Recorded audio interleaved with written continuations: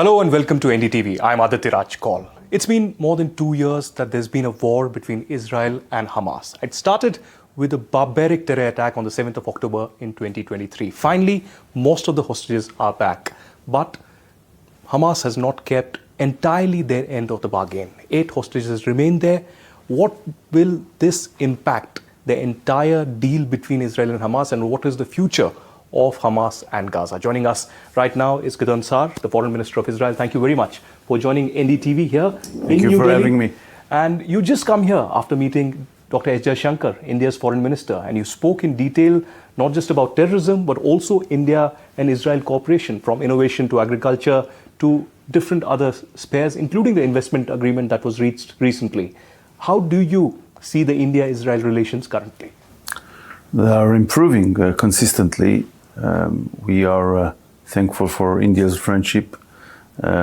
Today in Israel, we're going to sign a MOU on defense issues, and we are moving forward the relations on defense, on agriculture, on economy, but we always have the passion to make it more stronger, and I believe we will. And this is why we had so many bilateral visits of Israeli ministers in India this year.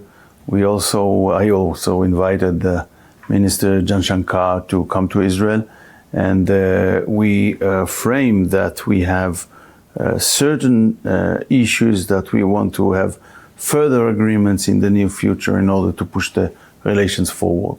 Could we also believe that this is a preliminary meeting to the Prime Minister of Israel visiting here? Because it's been quite some time. We've been preparing for 5 to 6 years, but I understand 2 years have been very busy for him.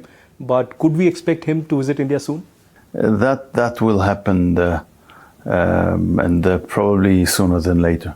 I see. Also on the aspect of Hamas, there has been support from the Indian Prime Minister, Narendra Modi, to the Gaza peace plan by Donald Trump, the US president. And openly, publicly, India was the first country to condemn the 7th October attacks. The Prime Minister spoke to Bibi Netanyahu and also on X. But at this particular moment, how do you see India's role in the peace process and also in the future of Gaza? First of all, India is first of all, we will not forget the fact that India stood by us.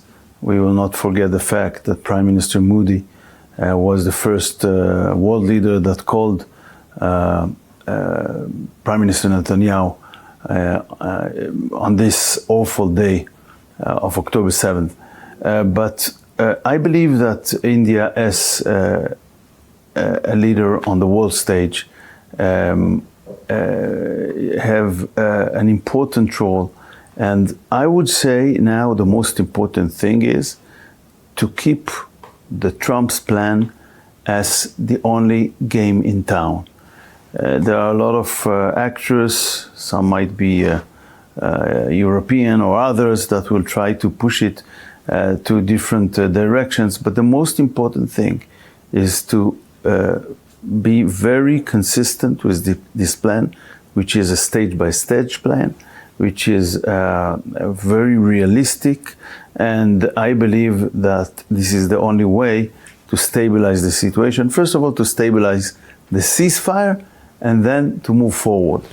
So India, like it was mentioned today, India supports this plan, but I hope will be one of the voices in the international community that will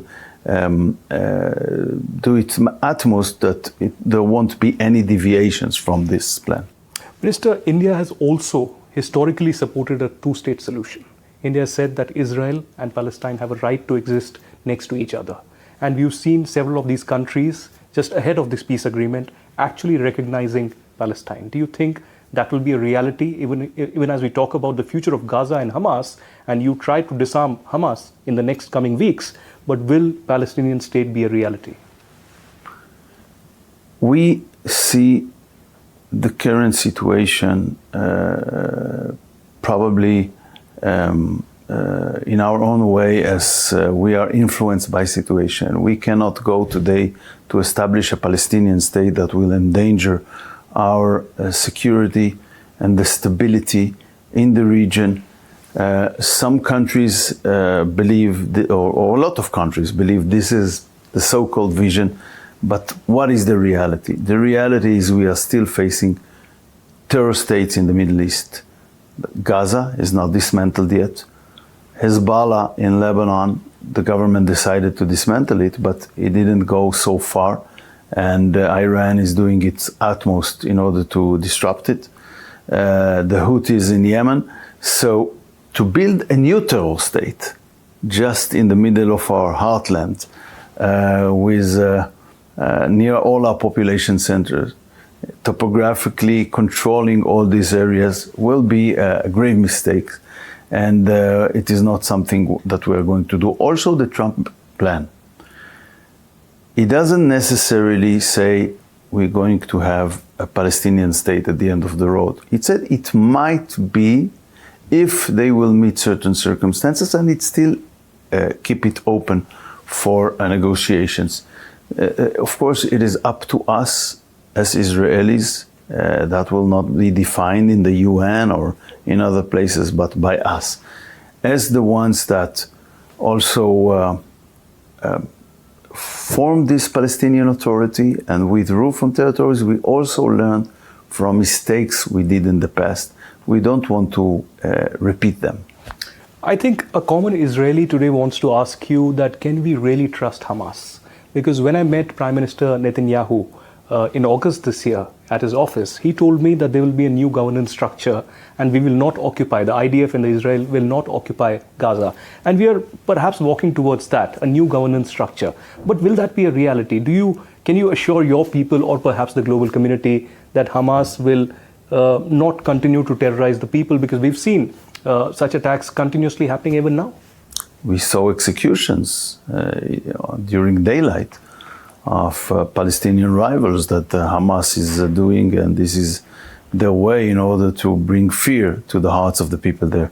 But the plan is exactly to put someone else in power and also to dismantle the military power of Hamas in Gaza Strip and Islamic Jihad and other terror factions. This is extremely important, and this is why we will insist on the implementation of the plan as it is. Well, while we are speaking about Hezbollah and Hamas, India hasn't been far from being victims of terrorism for a very long time, and this is something that's common. External Affairs Minister Dr. Jaishankar also spoke about it. How do you see India and Israel coming together in combating terrorism globally? Can there be a coalition? Can there be more bilateral partnership in the areas of defense cooperation, as well as intelligence sharing, technology, etc.? Because you also began your speech by condemning the Pahalgam terror attack that happened earlier this year. What are your thoughts on India being a victim of terrorism, and what should be the response of the global community? Terror is terror everywhere, and this is why I emphasized it, because I know that the people of India themselves, they knew and unfortunately not very far from today, the horrors of terror. And that should be condemned, and we shall cooperate. You probably know that we designate this terror organization and Lashkar Taiba, and also we cooperate on defense issues. And it is very important that we will share from our experience and from our knowledge, and I believe that there is no bigger knowledge on confronting terrorism than Israel has. And of course, we will always be ready to share anything with our friends from India. Fair enough. Let's turn our attention to the economics between India and Israel as well. There are a lot of workers that have been going there. In the last 2.5 years, we've seen mighty progress in that. There have been agreements, etc. Do you feel that these workers that are going from India will only increase the cooperation between India and Israel? Yes, they are very good workers, but we think today how we can have more cooperation, more economic relations. We, of course, must renew the direct flights between the states. It is essential And we have a lot more to do, and this is part of the things we discussed today in my meeting with Minister Jaishankar. You spoke about connectivity, so I have to ask you a very important question about what happened in 2023 during the G20. We had an agreement on the IMEC, and you have supported not just the IMEC but also the ITU2 connectivity project. So how do you see in the last 2 years there's been a hiatus on that? Hasn't been a progress. We are ready to move forward naturally because of the war that we hadn't saw any progress during this time, but we are behind that now, I believe, and we can move forward with that, and I hope that very soon we'll do that. Do you think that the US will also, there's a question of tariffs, but I don't want to ask you on tariffs, but on the connectivity, do you think Trump administration will be as supportive as the Israeli administration to bring in US, Middle East, Europe and India closer? I believe so. I believe so. It's President Trump said it is his vision, and I believe this is one of the things that we can implement together.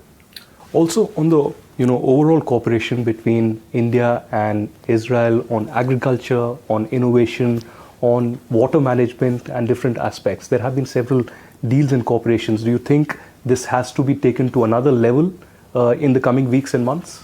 Yeah, from our point of view, maybe India is the main country we cooperating on those issues, and a lot of projects and about water management and other things. And I believe we can push it forward, and we will. This is one of the main issues in which is also important for your country.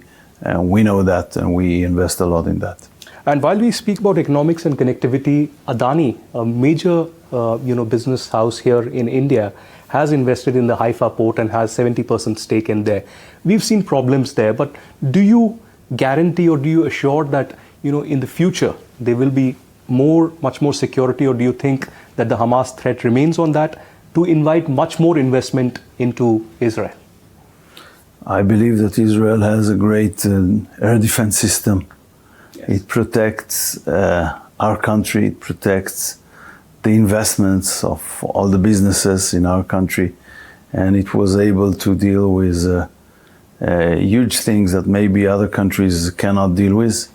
And this will be the future. We will only improve it. But on the Adani project in Haifa, do you think that's a success, a mighty success, and could invite much more investment into Israel and the other way? Well, I cannot, of course, in a position to compare between different businesses. We welcome Adani's investment, and we think it is important, and we are in good relations, and I think it's important for both sides, and I believe that the relevant authorities are negotiating on all the things of mutual interest. Also, one major issue that you have, or perhaps the one takeaway from the meeting with Dr. Jaishankar that happened today, because there's a gamut of issues from security to technology to, as I said, innovation and other issues. But what is the one major area that amidst this tension in the Middle East, you are here in New Delhi? I will say there is a mutual desire to have a real strategic partnership between the countries and to invest in that. And there is also, without getting into details, a same look or a same judgment of different players and developments on global arena. So I think we have all the reasons and all the possibilities to move forward together. I said today that India is the future. I believe that India is the future. India is a global superpower. Israel is much smaller. But Israel is a regional power. And we could do a great thing together, and I'm sure we will do great things together. You've been invited by India to the Artificial Intelligence Summit next year. How keen is Israel to partner with India on that, and do we expect a formal participation? We will be partners. I don't know in what level yet, but it will be a very senior level. Okay, one last question. I know you have a busy schedule, just about 24 hours here. Minister, On Prime Minister Modi and Netanyahu's bonhomie, there's much been spoken about when Prime Minister Modi also visited there. Could we expect that again to happen? And also, I ask this because recently, Bibi Netanyahu said in a video that I'm in touch with Prime Minister of India almost on a weekly basis. And that's huge. That says a lot about the cooperation between India and Israel and how we have come over the last 3 decades. So overall, how do you see the relations building up right now? And what are your expectations from New Delhi in the next few weeks and months? I also know that these conversations are very open and that the Prime Minister shares with Prime Minister Modi the most delicate and important strategic issues. I believe that will be continue. I hope they will meet very soon. And generally speaking, the relations between the country, between our both countries, I'm sure they are in front of a very, very good. It's not that it's good already, yes, but I'm sure it's going to be excellent. Well, we hope so too. Thank you very much, Minister You're Sa'ar, welcome. You're welcome. Thank you. Thank you.